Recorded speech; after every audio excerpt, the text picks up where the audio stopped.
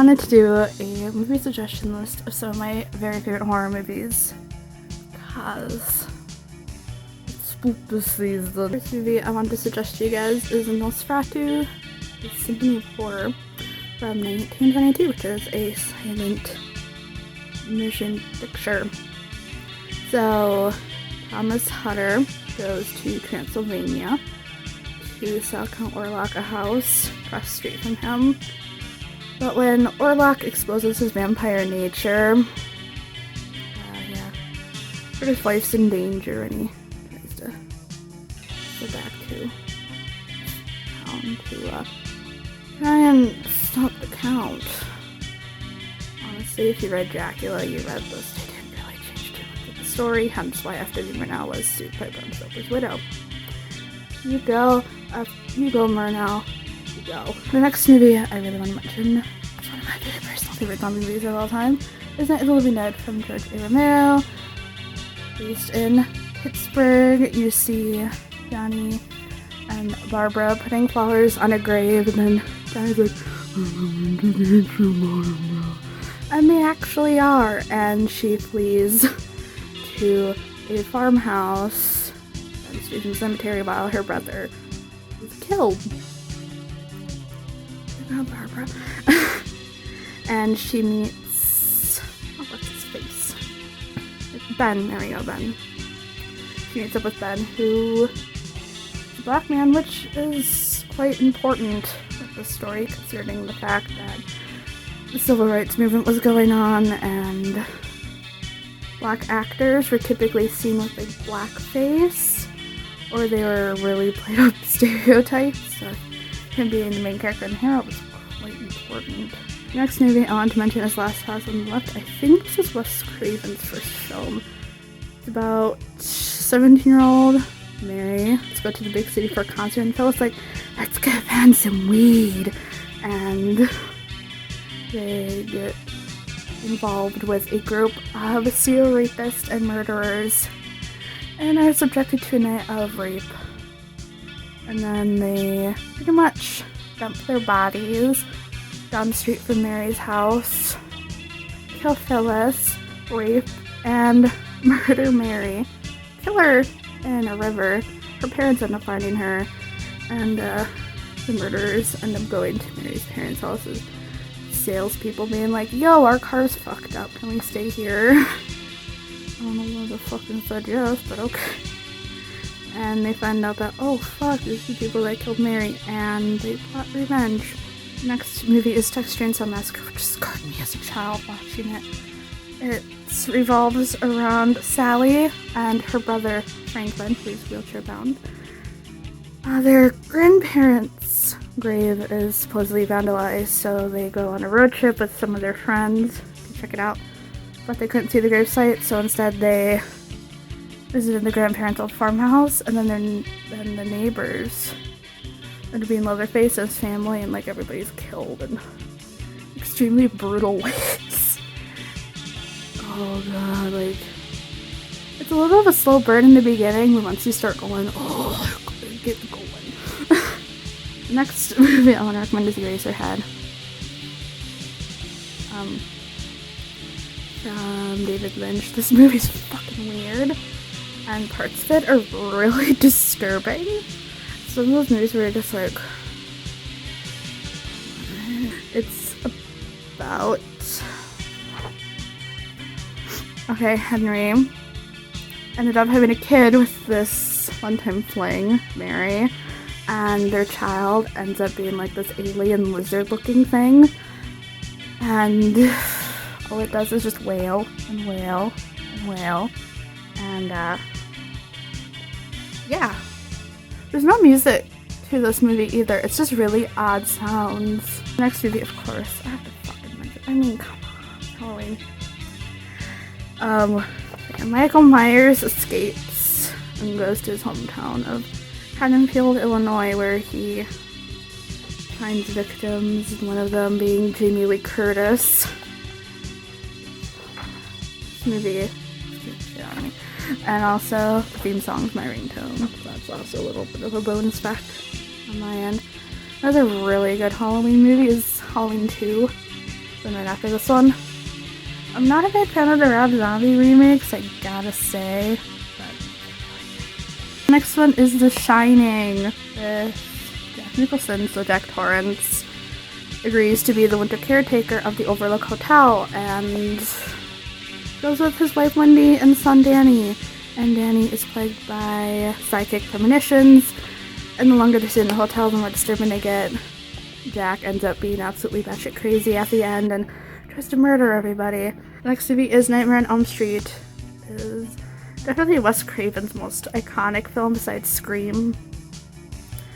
So, several Midwestern teenagers fall prey of Freddy Krueger, disfigured midnight mangler who preys on teenagers in their dreams, which kills them in reality. And, for investigating the phenomenon, Nancy begins to suspect that a dark secret kept by her and her friend's parents may be the key unraveling mystery. But can she solve it in time? Spoiler, she does. It's Return of the Living Dead. So, Freddy gets a job at this military storehouse, medical storehouse, warehouse, whatever. And there's these canisters in the basement that hold lost shipments, and they contain a certain kind of gas. And the boss guy whacks it, being like, "Yo, this is state-of-the-art U.S. grade," and it's like it explodes, and they get infected, and everything in the warehouse that was once dead comes back to life. And they end up cremating some of the things that come to life, which end up creating rain. And with the cemetery across the street, yeah, they get bombarded by corpses. It's a movie that made zombies want brains. The next movie, oh my god, Reanimator. Reanimator is such a, I love it. It's based off H.P. Lovecraft short story of the same name. It's about Daniel, who is a medical student. He's dating the dean's daughter at the medical school. And a new student, Herbert West, who's in with him, and he discovered a serum that cures brain death, and he experiments with, like, Daniel's cat. Oh, okay. And their professor, who ends up trying to steal the serum, but instead Herbert decapitates him and then reanimates him. See what would happen. And the only movie where I've seen I had to give it the rest of these are kind of disturbing. I saved the most disturbing ones for last, so you're welcome.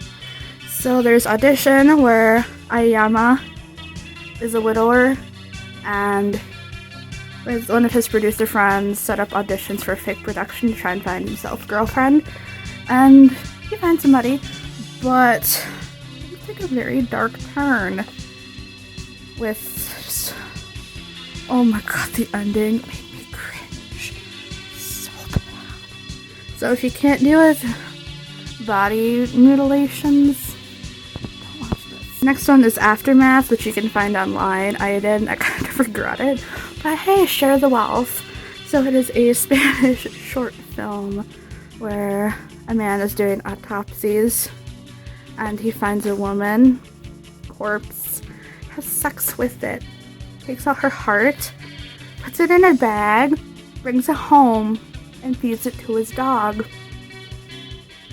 Maybe like 15 minutes or so, 15. Oh, it was like half an hour long. Just watch it and thank me later.